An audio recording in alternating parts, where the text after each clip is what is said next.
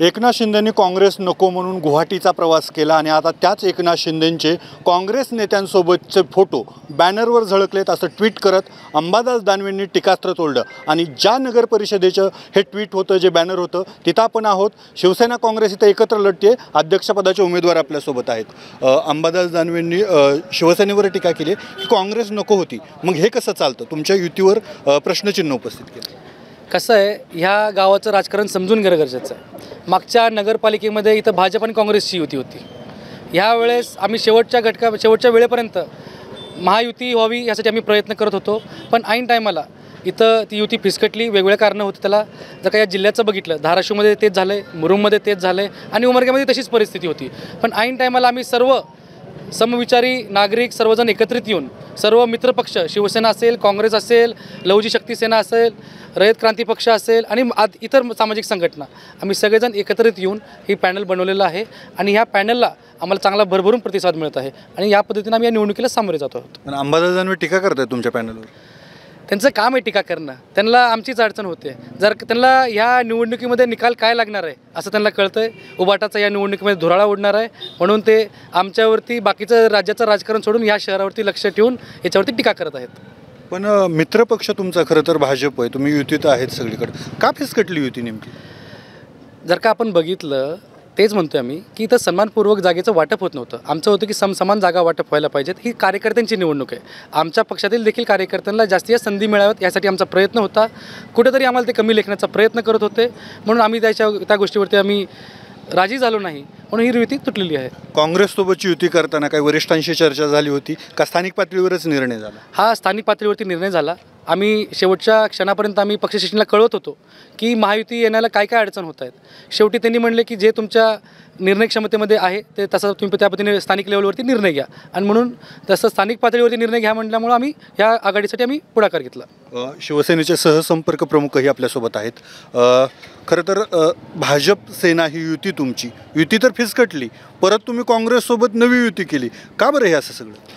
साहेब, ह्या ठिकाणी अगोदर नगरपंचायती जी आहे आपली, तर नगरपालिका, तर ह्या ठिकाणी अगोदर देखील या 3-4-5 वर्षापूर्वी जी युती होती BJP आणि काँग्रेसचीच होती।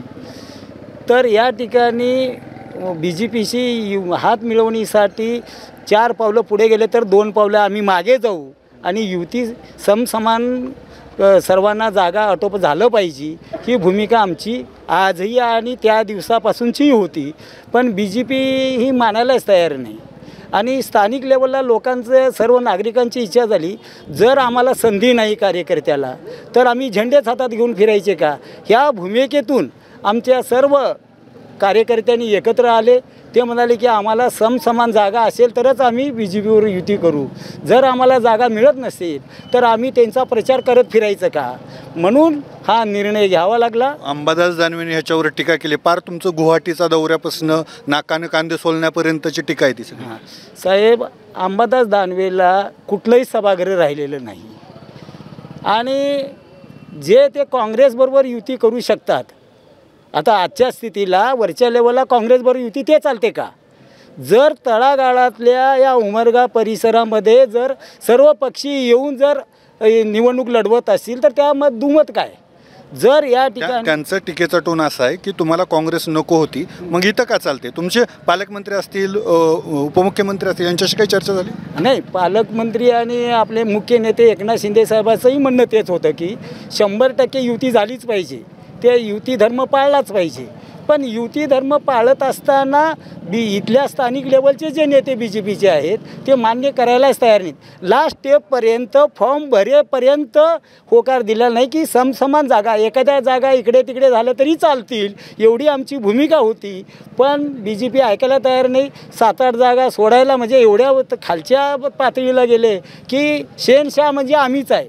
म्हणजे या सर्व पक्षाला कळलं, सर्व आम्ही मित्रपक्ष एकत्र आले आणि सर्वांनी निर्णय घेतला। साहेब, का ह्या वेळेला किरण भैया गायकवाड आणि रवी सरांना, चौगले साहेबांना सांगितलं की साहेब आम्हाला दुसरं काही सांगा, पण आता या वेळेला आम्ही युती जाणार नाही का आमचे कार्यकर्त्याला जी संधी मिळते ते संधी हुकते तरी आपण स्वबळावर किंवा आपण मित्रपक्ष घेऊन आपल्या कार्यकर्त्याला न्याय दिला पाहिजे ही भूमिका होती. आता तुम्ही युती काँग्रेससोबत असेल, तुम्ही लढताय, पण काय एक नगर अध्यक्षपदाचा उमेदवार म्हणून तुमचं विजन काय, कुठली कामं प्रामुख्यानं तुम्ही करणार आहात शहरात? ह्या शहराचा मुख्य प्रश्न स्वच्छतेचा आहे. यानंतर मुख्य रस्त्याचा जो अतिक्रमणाचा आणि ट्रॅफिक जॅमचा विषय आहे ते आहे. या इथल्या शहरातील नागरिकांचा पिण्याच्या पाण्याचा प्रश्न आहे, ते अधिक सुलभता आणि रेग्युलरली कसं करता येईल हे विषय घेऊन चाललो आहे. बाकीच्या सुविधा जे देण्याचं असेल, क्रीडांगणाच्या बाबतीत असेल किंवा अंतर्गत इन्फ्रास्ट्रक्चर तयार करणं असेल, या पद्धतीनं आम्ही भविष्यकाळामध्ये काम करणार आहोत. तर हे होते शिवसेनेचे नगराध्यक्षपदाचे उमेदवार. एकंदरच अंबादास दानवे यांनी जी टीका केली याच्यावरही त्यांनी स्थानिक पातळीवरचा हा विचार आहे आणि शहराच्या विकासासाठी आम्ही एकत्र आल्याचं म्हटलं आहे आणि त्यासोबतच त्यांचं विजनही सांगितलं आहे. अप्पासाहेब शेळके, ABP माझा, धाराशिव, उमरगा. ABP माझा, उघडा डोळे बघा नीट.